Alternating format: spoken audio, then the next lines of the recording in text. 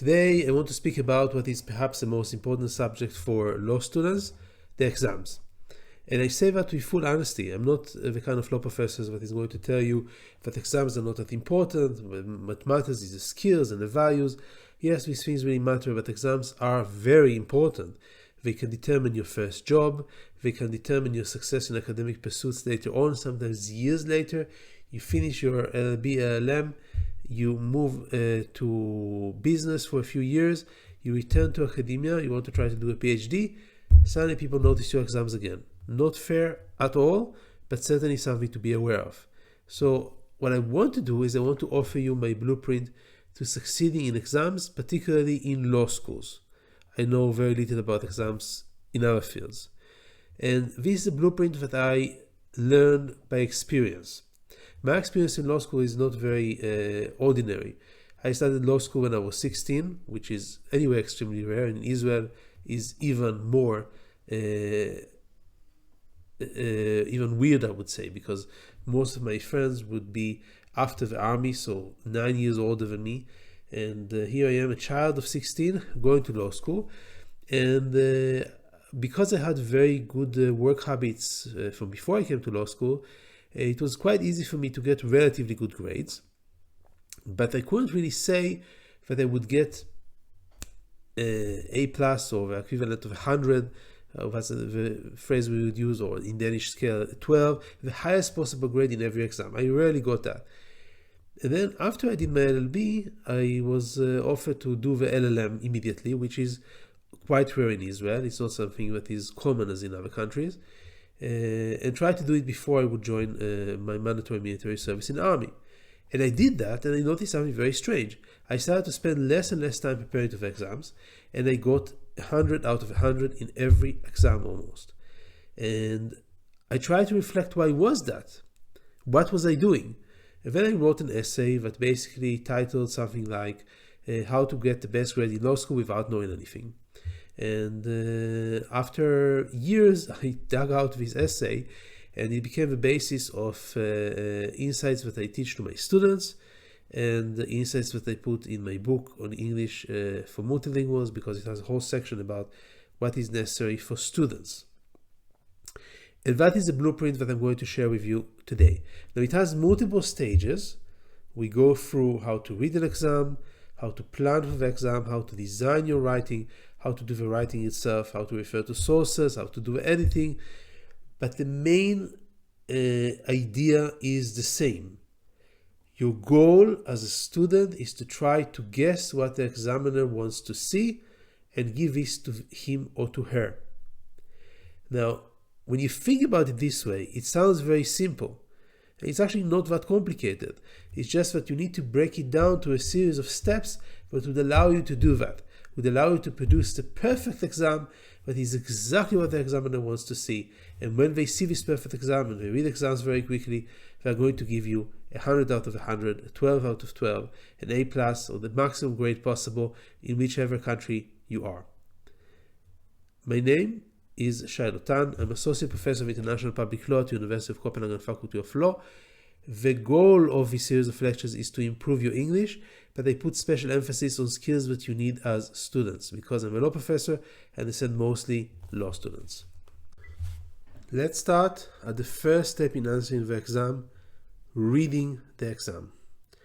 What I want you to do when you get an exam is to first read it through. If you are short for time, you're usually not short for time in law school, but you always have enough time to at least make a good read of the exam to the end. This is very important, because remember, your goal is to satisfy what the examiner wants. Your goal is to try to envision what would be the checklist that the examiner would work with. Now, most exams in law school, all exams that I'm aware of, there is some form of a checklist. Either it is a page that has certain notes or even longer paragraphs that are agreed among the teachers.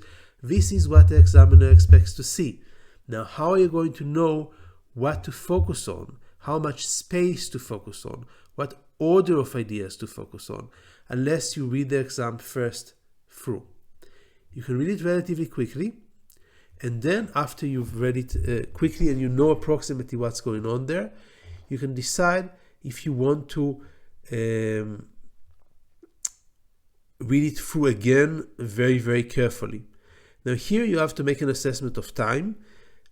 Just a note, by time I mean time that you really have, that you are awake. For example, I've seen exams where you get 6 hours, but this doesn't mean that you really have 6 hours. You have 3 hours, because after 3 hours you're going to be so tired that you're not going to be able to do anything useful. So what I want you to do is I want you to be aware of the fact that you have a limited time, but still I want you to continue reading the exam until you get the basic flow of ideas and the order of the arguments. Then I want you to go through this exam, and I want you to, depending on the tools that you have, try to mark the basics ideas and the basic parts of the answers. So some exams are what's called a classic case exam. You get only a story, a very complicated story that involves things that you studied in different parts of the year, all mixed up together.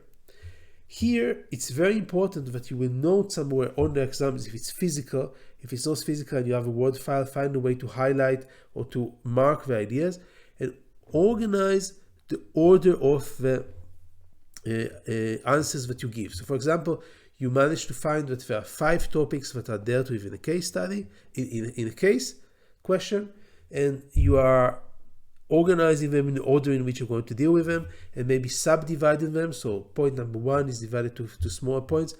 You can try to organize this like this. Some exams, like for example, in some of the courses that I teach at the University of Copenhagen, we try to help the students. So we give them a case. It's very similar to the regular classical case, but we also say we are going to have 3 to 5 separate questions that are going to guide you into the questions that we think are most interesting. So then you're going to go on the exam and you're going to mark what fits into question number 3, what fits into question number 4, what fits into question number 5.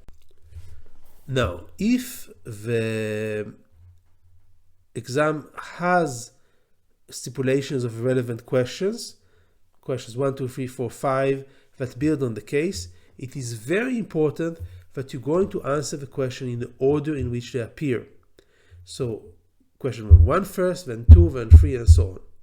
Now you may ask me, Shai, I'm working on a computer. I can always answer number 3 first because that's easier for me, and then just move it and cut and paste it, and then the examiner will not know anything.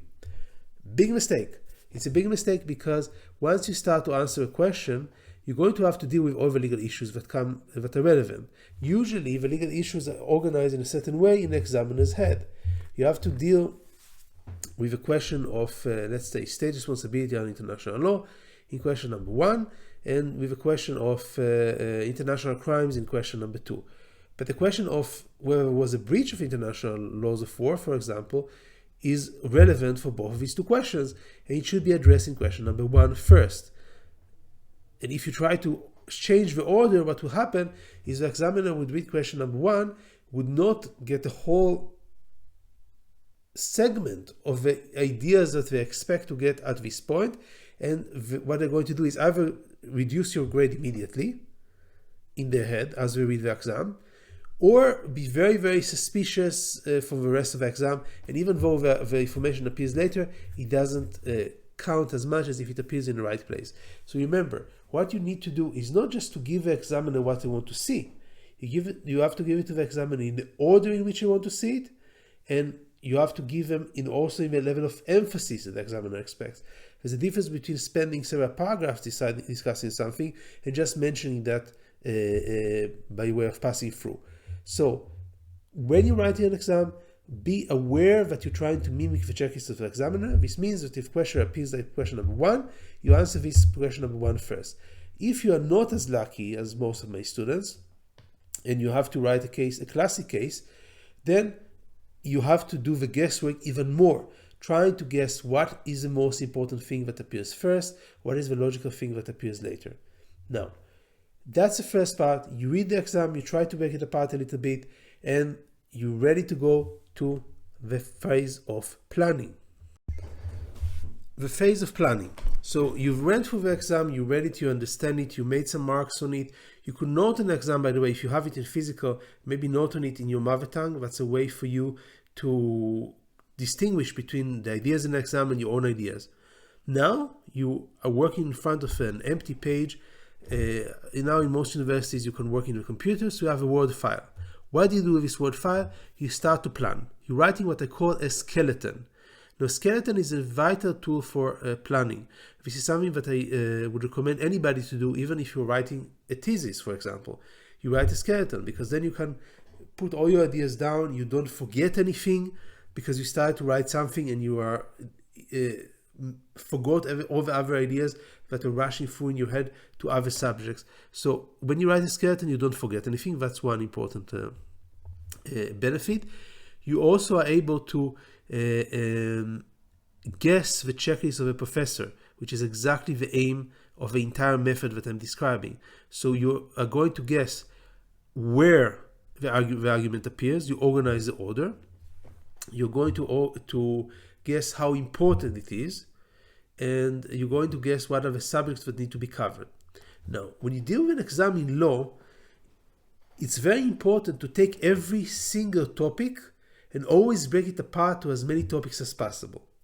So the example that I give, if you're going again to state responsibility, any question that involves state responsibility under international law should immediately be broken to a series of other questions.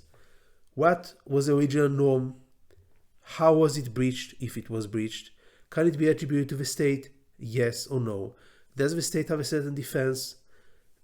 What are the repercussions of that if the case will be discussed in court? So you took one subject that looks very, very simple, and you immediately divided it like this. And this is something that will let you get all the legal points that the examiner expects to see, mimicking the checklist in the best possible way. Now you're going to ask me, Shai, if you divide every subject to so many sub-subjects, can it be a situation when I'm doing too much of it? My answer is, I've seen exams where students seem to deal with things that look obvious. The question is about a treaty, and the name is a treaty of between two nations, and you deal with the question whether it's a treaty or not, because there's a doctrine in international law that the name doesn't matter. Obviously, the answer is yes, it is a treaty. Yes, so why spend so much time on it? But still, when I see an exam like this and I see a student that tries to cover every very possible point, usually, from my experience, these exams get the best grades because they really manage to cover as much as possible of the different ideas. You need to be careful in terms of your space. You cannot spend too much space on unimportant ideas. But every time you can take an idea and you can break it into three different legal subjects, do that. Do that. That's exactly what you are doing when you're planning. You're getting ready to take ideas, breaking apart to sub-ideas, and that's exactly how you build your tree or your skeleton that shows all the different subjects and sub-subjects that you are doing. How much time should I spend on it? Depends on the situation, but even if you have 6 hours, as I said, you are going to be tired. If the exam looks difficult, then what you can do is you can make a skeleton that is maybe not perfect all the way through. So you would divide the 5 questions that you have and divide each of them to many subjects. But subjects in the 5th and the 4th question, you should not spend so much time at the beginning. You should understand what they are going to deal with, because if it looks like the examiner expects to have a topic discussed in question number 5, don't spend so much time on it on question number 1. That's why you need to read the exam through and to know all the questions. But if you are short for time, try to start writing question number 1, 2, and 3 before the skeleton for question number 4 and 5 is perfect. It can be just 60% ready. This is enough to show you what are the main topics and enough to prevent you from making a mistake of dealing with something not when the examiner expects you to deal with it. And what if, you may ask me, you find it in something that you don't think the examiner expects? I'm not saying to look up sources that are not part of the course or topics that are not part of the course. This you should never do. But it's something that you are almost sure that is not on the checklist, but is still a good idea and is still within the subject of the course. Should you deal with this, yes or no?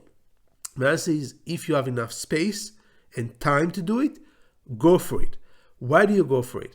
First, maybe you're wrong, maybe you think the examiner is not smart enough, but they are, and you just didn't mention a topic that is relevant. So you never know for sure, better not take the risk. Second, let's say that you found something that is not on the checklist of the examiner, but is a good point. How can this help you?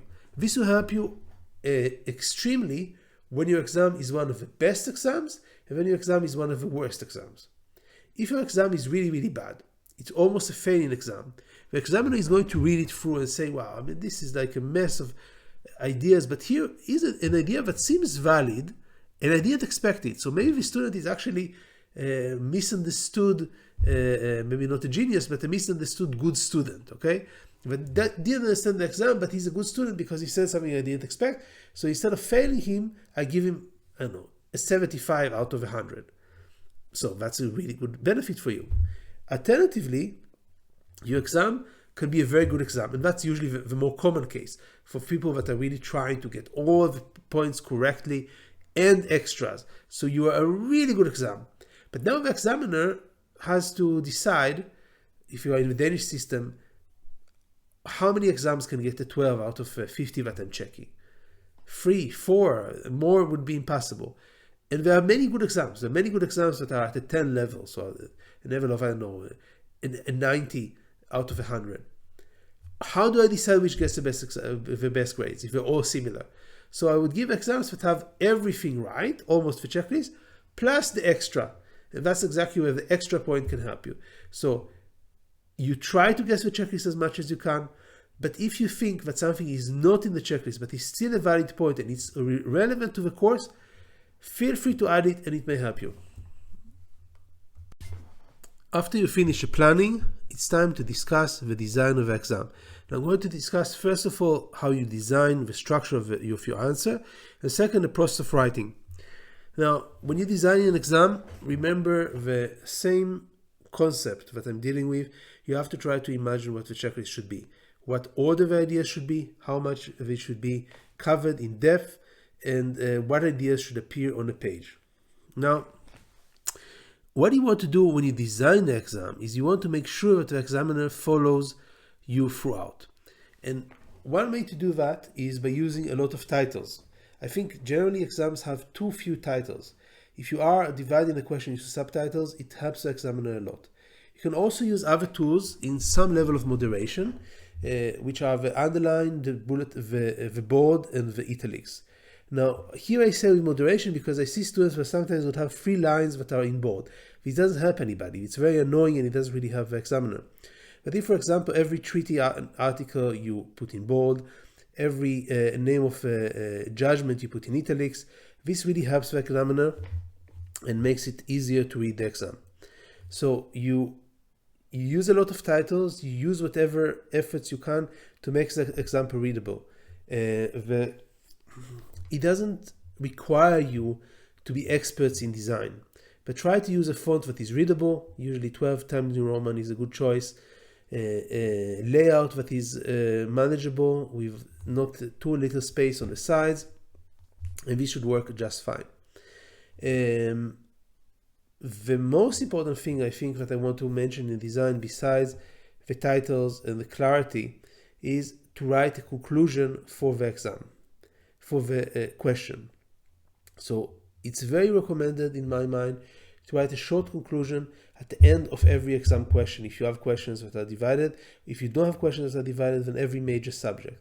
Why are conclusions so important? Because they help the examiner to remember what is it that they saw before and help you improve a grade. So if the examiner reads a question that is a page and a half, getting a quick summary of that at the end is exactly what they need to remind them that you got everything right to give you the right grade. And by the way, if the examiner has suspicions that you didn't say all this information when you are writing the answer, the conclusion may be your best way to save your grade. Because when you write this conclusion, it helps the examiner to, it makes the examiner believe that they already gave you the answer, that you dealt with this issue. They're probably not going to go back to the previous page, read it through, and debate the question whether you even addressed it. So if you write a conclusion, obviously it's best if you write everything in a proper order and everything is done well. But if a conclusion is done wisely enough so that you can see the correct answer to the exam with a few, at least a part of argumentation, the examiner is going to assume that you dealt with that correctly, at least partly. So even if you don't get the full points for the question, you get some of the points. So conclusions are very, very important and also relatively easy to do. Just be aware, conclusions should not be too long. They cannot be repetitive and have whole paragraphs because this is annoying for the examiner and confusing. And once they start to see several paragraphs, they start to suspect if these things were written in the exam before or not.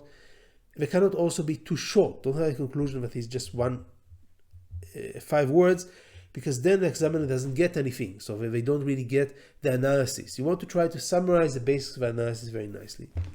Now, one thing that I recommend is if you are getting several questions, you can't quote the question before you answer it. You'll just be amazed of how tired examiners can be when grading very many exams. If you have 5 questions, you don't mention the name of the question or the title of the question, it can be confusing for the examiner and they can confuse which question you are handling now, and this can damage your grade significantly. I don't recommend usually to quote things for the exams, because if the examiner reads very quickly, they see something very familiar, this immediately makes them suspicious. And there are also programs that are designed to check for plagiarism, and they can also flag things as suspicious if too many things are quoted. But if you have a question that is just 5 words, what a better title to give your answer than answer to question 2, and then the question itself. This is a good way to remind the examiner and also to remind yourself how to do that. So now you are ready in terms of the design of your.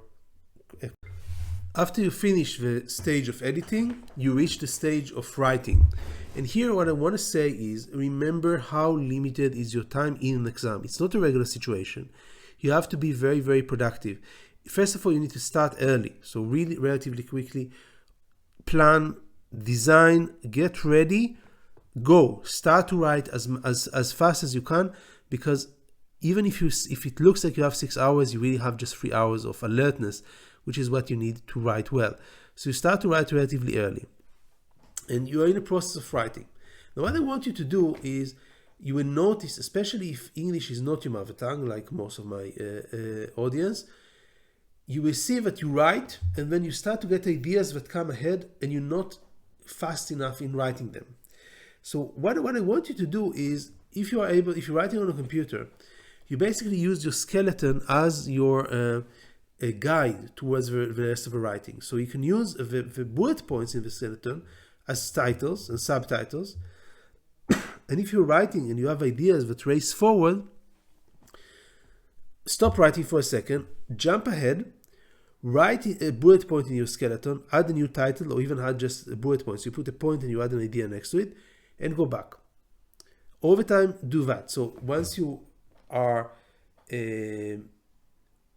writing and racing, everything was going well, and you have more ideas, don't let these ideas be forgotten, but also don't break the pattern of writing too much, because if you break it out and start writing now on question number 4 when you're in question number 1, that's going to be bad, because the examiner expects to see the things in a certain order, just like we discussed before. So what you want to do is you want to continue to write question number 1, do that, and then when you jump to question number 4, just write a few notes in the bullet points there, and this will be the basis of question number 4. When you read it, everything will already be ready. Now, this is what happens if things are going well, always almost too well. You're writing very quickly and your mind is racing towards new ideas.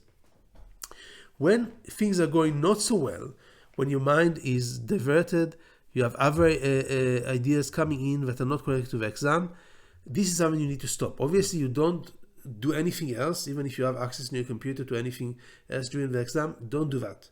Don't get distracted. Go back to the beginning of part of question number 1 and start to read and edit. Edit it through until you feel ready to continue to write again. And then what I usually find is that there are waves in my attention, and if I have to write an exam under pressure, I haven't done it obviously for many years already, but what I would do is I would have points when I was writing very, very fast, getting a lot of text and jumping forward to write ideas. And there are points in which I would be editing, and it will be the process will repeat itself. So I was writing, editing what I wrote, writing more, editing what I wrote, and then the benefit of that is, that's also, by the way, something I recommend in regular writing, even not under pressure. It's a very recommended thing, because this cycle creates text that is almost perfect. So it's written, edited, and then you can forget about it. You can go to question number 2. By the time you've done that, you basically edited everything in question number 1. So you don't need to think about question number 1 anymore. You go to question number 2, and question number 3, and question number 4, and so forth. So stay focused as you write. Be aware of your limited time and your limited word count. Stay alert on that. I always recommend to my students that by the time you finish the exam, you should have about 85% of your word count. Why do I say 85%? Why not 50%? Not 50%, because the examiner expects to see something close to the word count. That's why they give the word count the way it is. That's what they expect to see, and that's what you're going to give them. I always get this question in the exam, and I always have to say the same thing. Nobody will ever complain that the exam is too short. They just give it a bad grade. Okay, so the examiner usually, in all the schools that I worked with, they say, here is the maximum amount of words for the exam. There's no minimum requirement, but I would tell you, from my experience, if you write very far from the maximum number of words, the chance of getting a good grade is very low. So you have to get close to it. So why not 100% in your first draft? Because you never go over the character limit. In some schools, this will lead immediately to failure. It's not worth it at all. Once you finish writing the exams, as we will say in just a few minutes, you have an editing phase. In the editing phase, if you don't have enough words left, you have to start erasing words. You erase text and add it, and that's terrible. This is very time consuming and stressful and leads to the loss of good ideas, and that's the worst thing you can do. So you want your first draft to get to be 85% of the word count, and then you can edit it later on. One thing that you should be very concerned about as you're writing is how to mention sources. Sources are a key part of the writing in law school. You have secondary sources, which is legal scholarship discussing the law. We have primary sources, such as statutes and precedents, that are the sources of the law that you should refer to. If you deal with a course in international law, for example, most of the primary sources are treaties and judgments of international courts. And what you want to do is you want to make sure that these sources appear in the exam, and you want them to appear very, very clearly, and you want them to appear in a place and the order in which the examiner expects to see them. Remember, again, the focus is always give the examiner what they want to see. You need to meditate about where in the checklist of the examiner this specific source will appear, and then to write it there. I mean, you want to write it also in a way that is easily seen. So use bullet points or italics or put it in parentheses in a way that makes it very, very clear that you see the source that is relevant at the place where it is supposed to appear. When you are referring to sources, you probably will also give some kind of a policy argument. So you say, this is the judgment that I'm referring to, this is the treaty, and then an analysis after that. Always make sure that you write the law first, and only afterwards your policy analysis, because otherwise the examiner is going to be unsure if you understand the material. So you want to make a legal analysis first. That's the argument. What are my sources? Write them clearly. If it's course in international law, usually a treaty and a judgment that deals with a particular issue, and only afterwards you can have some policy analysis later. Now, what about sources that don't appear in the syllabus, don't appear in the textbook, or in the syllabus? Should I mention them? The answer is usually no. You're not supposed to do that. I mentioned that sometimes you can add new ideas, but don't waste your time on things that are not part of your syllabus, because you're not going to be rewarded for that by the teacher. And what about things that appear in the textbook that are not supported by primary sources, or that are supported by primary sources, but also there's a nice summary on page 353 of the textbook? Should I mention that? My answer is usually yes.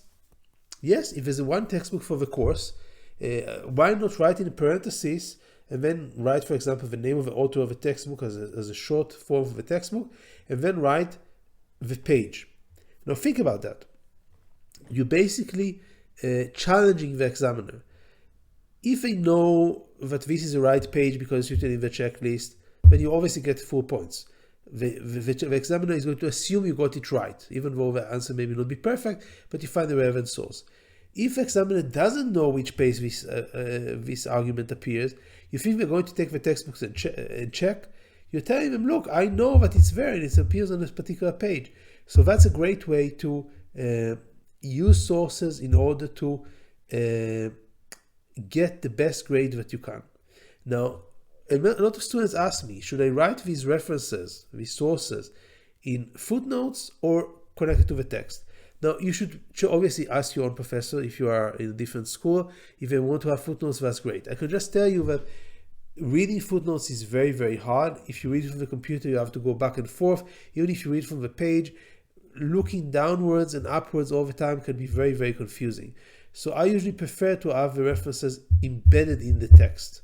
So it would be an article for the treaty. You can write, for example, the shortened form of the treaty. Instead of writing the Vienna Convention of the Law of Treaties, write VCLT, article number, and so it goes. We write in a short number of a judgment or referring to the textbook. All this can be done within the text, and this makes everything very, very visible.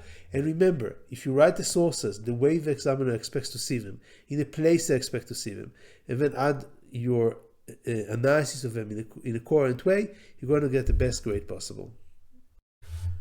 We reach the very final step, the step of reviewing your exam.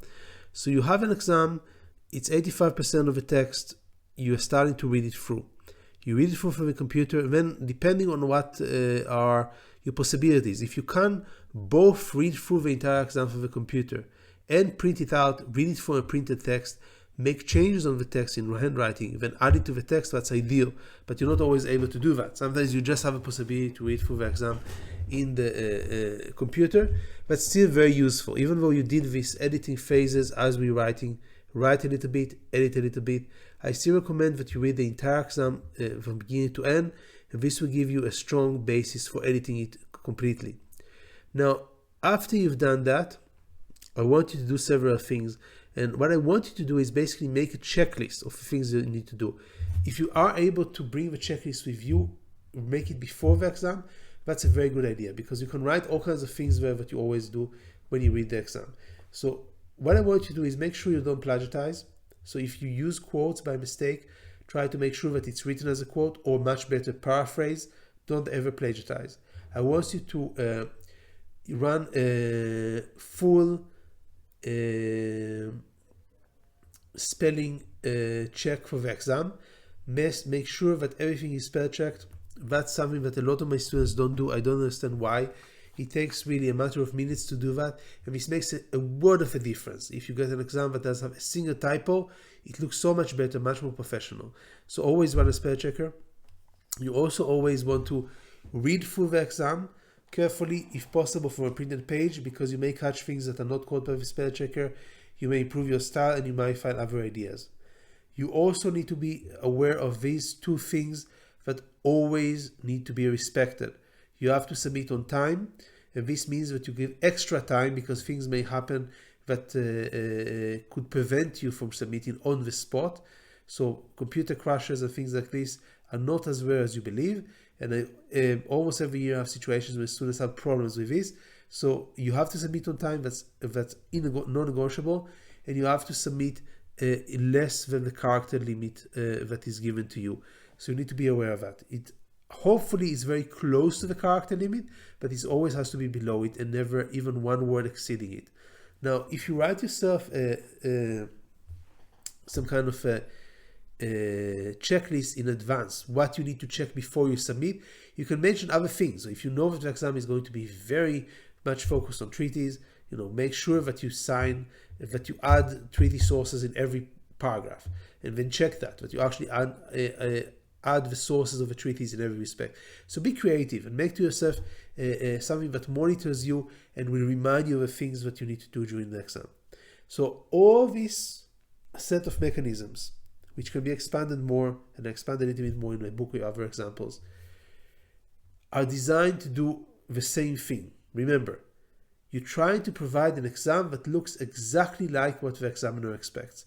Things in the right order, with the right magnitude, with the sources at the right places, and everything would be to the satisfaction of the examiner. And if you think that that's not possible, I can tell you that if you follow this deliberately and you make it as a goal to reach this ideal, following all the steps that I mentioned, there's a good chance that you're going to succeed and you're going to write a great exam that will get a good grade.